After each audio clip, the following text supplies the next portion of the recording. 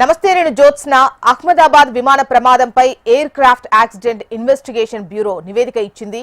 2 ఇంజన్లు ఆఫ్ కావడం వల్లే ప్రమాదం జరిగిందని వెల్లడించింది. రిపోర్టు ప్రకారం విమానం టేకాఫ్ అయిన సెకండ్ల వ్యవధిలో 2 ఇంజన్లు ఆఫ్ అయినట్టు నివేదికలో వెల్లడించింది.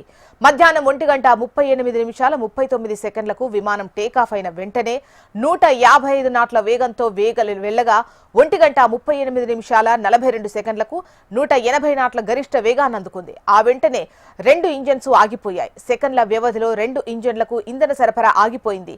ముందు ఇంజన్ 1 ఆగిపోగా ఆ వెంటనే సెకండ్ గ్యాప్ లోనే ఇంజన్ 2 కూడా ఫ్యూయల్ కటాఫ్ అయింది. ఫ్యూయల్ స్విచ్లు రన్ నుంచి కటాఫ్ కు మారిపోయాయి.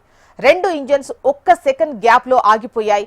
ఫ్యూయల్ సప్లై లేకపోవడంతో N1, N2 ఇంజన్ల టేకాఫ్ వాల్యూస్ పడిపోయాయి. 1:38:47 వేగం క్రమంగా తగ్గిపోయింది.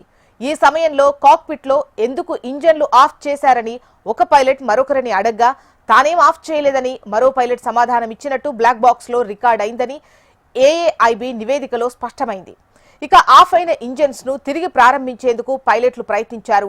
1:38:52 మొదటి ఇంజన్ కటాఫ్ నుంచి రన్ కు మారింది. ఆ తర్వాత 4 సెకండ్లకు రెండో ఇంజన్ కూడా కటాఫ్ నుంచి రన్ కు మారింది.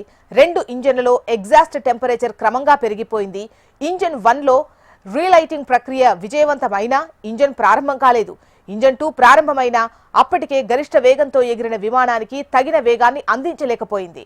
ఫ్లైట్ వేగాన్ని కంటిన్యూ చేయాలని ప్రయత్నించిన ఇంజన్ 2 రన్ కాలేకపోయింది. అంతలోనే ఎయిర్పోర్ట్ కాంపౌండ్ దాటేసరికి విమానం వేగం పూర్తిగా మందగించింది.